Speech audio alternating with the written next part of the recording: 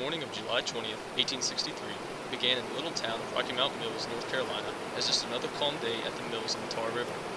By no later than midday of that afternoon, the residents of this small community would have the Civil War knocking at its door.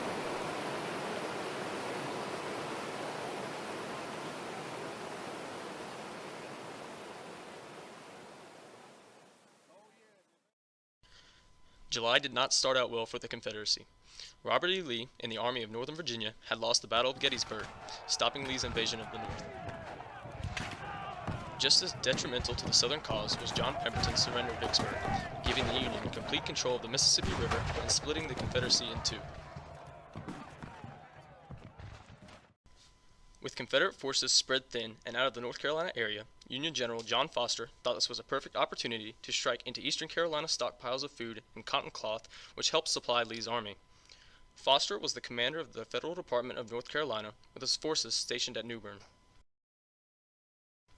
The major targets of Foster's plan was Tarboro, with its warehouses of Confederate supplies and a yet unfinished ironclad gunboat. The second target for Foster would be the town of Rocky Mount Mills. The Wilmington and Weldon Railroad line ran through this town and was a major supplier of goods brought into Wilmington for Lee's Army of Northern Virginia.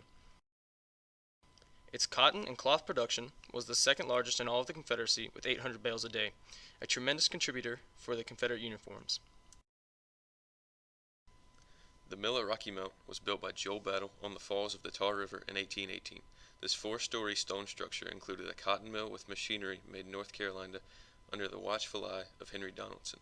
In 1863, it was the largest industrial complex in the state of North Carolina.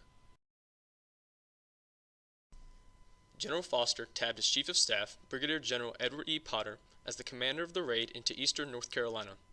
Potter put together a contingent of roughly 800 men, mainly New York cavalry units, as well as Company L of the 1st North Carolina Union Volunteers. Potter's cavalry left New Bern on July 18th at 6 o'clock in the morning and began their journey upon flatboats in order to cross the Neuse River. They then rode to and camped at Swift Creek Village that night. The next morning, Potter's cavalry broke camp and headed towards Greenville, North Carolina. At the chapel, Potter's men overran the 1st Battalion, North Carolina Local Defense Troops, capturing 15 Confederates.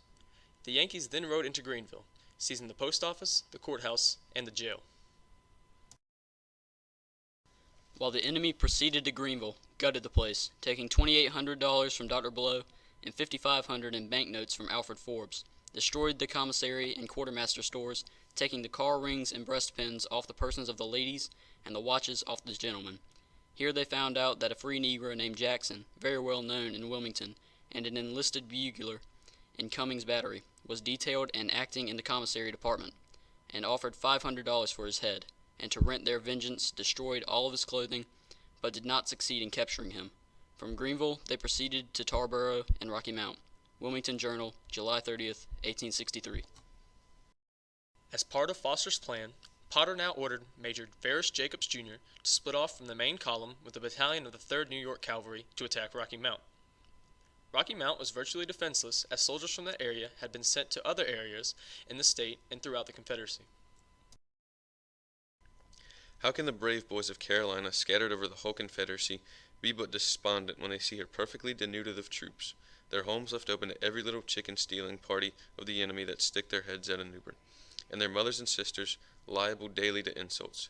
North Carolina, with 90,000 men in the field, has not enough left her to stand guard or protect a potato patch. We say, regardless of their Richmond papers, who are always ready to soap and snarl like a poodle dog, our state is not receiving justice. Let some of her cavalry, under an energetic commander, not one of the spade and shovel kind, alas, we have had too many, be sent to this place, and the raids will be stopped. The prisoners themselves say they are not afraid, while the old woman remains at this place. Wilmington Journal, July 30th, 1863. Jacob's men reached Rocky Mount between 8 and 9 o'clock on the morning of July 20th. It was around that time that an incoming train saw the commotion and sped through the depot to avoid capture. Union Private George W. White spurred his horse in chase, boarding the locomotive and forcing its return at gunpoint. The Yankees promptly set fire to the train, the depot, and the telegraph office. Jacob's men also destroyed the railroad bridge, the highway bridge, a flour mill, 1,000 barrels of flour, huge quantities of hardtack, a machine shop with munitions, several warehouses, and 37 supply wagons full of sundry supplies. One of the main objectives of Potter's raid was to have Jacob's men destroy the Battle Cotton Mill on the falls of the Tar River. The mill was predominantly worked by 150 white women and young girls who were quickly evacuated before the destruction took place. Jacob's 3rd New York Cavalry set fire to the mill along with 800 to 5,000 bales of cotton, as well as other manufactured cotton goods. Next to the cotton mill was the superintendent's house, occupied by Harold Crowder. The next exchange between a Southern resident and an occupying force was one of the most interesting encounters of local allure. As the Union soldiers prepared to fire the 2-story superintendent's house, Crowder engaged the soldiers and Jacobs, explaining that he himself was from the North, being a resident of Connecticut. He further explained that he had come to North Carolina as an employment opportunity to help run the mill, and that in general, the mill employed white laborers instead of slaves. Most importantly, he revealed that he belonged to the organization known as Freemasons. As it turns out, Jacobs was a Freemason himself. This coincidence halted the destruction of the house, which still stands today.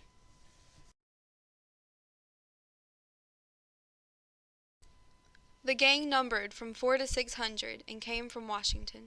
At Rocky Mount, they burned the depot, 5,000 bales of cotton, a large cotton factory owned by William S. Battle, and captured a train on the Tarboro branch of the Washington Railroad, containing 2 carloads of ammunition and 30,000 pounds of bacon, and destroyed the bridge over Tar River, a short distance from Rocky Mount. The track was torn up for a mile or two. The Petersburg Express, July 22nd. On Monday, 20th, a detachment of the Yankees to the number of 150 to 200, 2nd New York Cavalry, reached Rocky Mount at 8:30 a.m. They were well mounted and well armed, and remained in the town from 2 to 3 hours, during which they plundered and destroyed in a characteristic manner. They burned the extensive cotton factory, the grist mill, and storehouse of W.M.S. at Battle. They also ransacked his plantations, burned 2 loads of bacon thereon, and his gin house. The loss to Mr. Battle of his mass of property is immense, amounting probably to some $250,000. They entered private dwellings, broke open bureaus and drawers, stole clothing, petty trinkets, and jewelry, in one case known to our informant, taking forcibly from a lady's finger her wedding and other rings. Our informant house, amongst those which suffered, was entered and completely ransacked.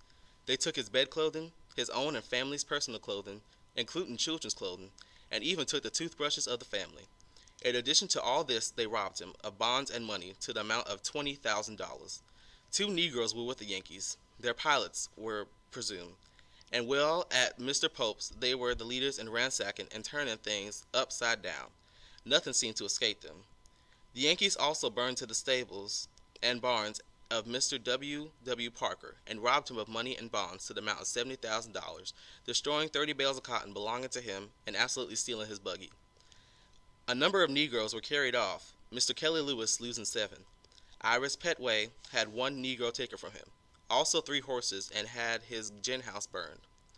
We learned that every gin house between Rocky Mount and Tarboro, with 2 exceptions, has been laid in ashes. After burning the bridge across Tar River and the depot buildings and sheds at the railroad, the raiders left in the direction of Tarboro to join another detachment which had gone in the direction. William E. Pope to the Western Democrat, July 28, 1863. Jacob's assault on Rocky Mount Mill was completed before noon. He now broke away and headed towards Tarboro to rejoin Potter's main column. They burned and pillaged along the way. The Confederates had one more shot at the Union troops before they reunited. Confederate Brigadier General James Martin assembled a piecemeal group of defenders to do what they could against the invaders. Martin appointed Lieutenant Colonel William Lamb and troops from nearby Fort Branch to join other units and attack Potter's column near Tarboro. Major John T. Kennedy and his 62nd Georgia Cavalry set a trap for the Yankees near Daniel's schoolhouse. Just received a dispatch from Depot at Wilson to General Martin. Scouts just reported the enemy returning via Tarboro. The burning of the bridge, depot, and factory. Train ordnance destroyed. The enemy reached Rocky Mount just after 8. Telegraphed to Governor Vance, July 20th. The Yankees almost had another spoil of war when they came across former North Carolina Governor Henry Clark taking a daily ride. The Union cavalry gave chase, but the elder statesman eluded capture. Potter's men would be content with ransacking Clark's residence, stealing food, wines, brandies, and personal items. Adding insult to injury, the Yankees threw the food they could not carry away down the well so it could not be used again.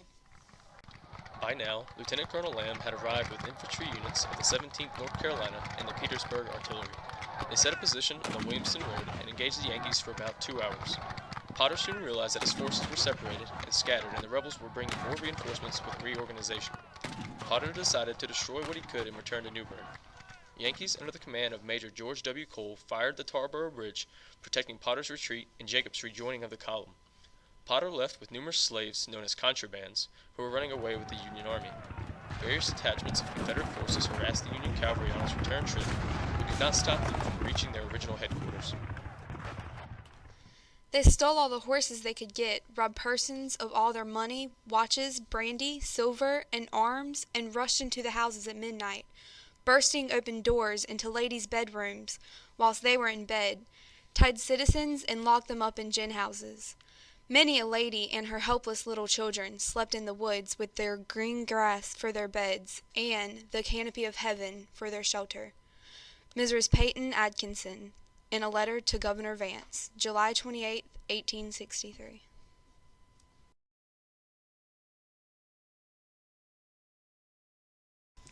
The mill at Rocky Mount Mills was burned to the ground and of no use the rest of the Civil War. William Battle rebuilt it in 1865, only to have it burned again in 1869. The mill was again rebuilt and used throughout the late 1800s and 1900s. It finally closed in 1996 and was later purchased by Capitol Broadcasting. The mill is being remodeled for apartments and office space, and the area known as Rocky Mount Mills itself is going through a major renovation to include restaurants, businesses, and restored mill houses.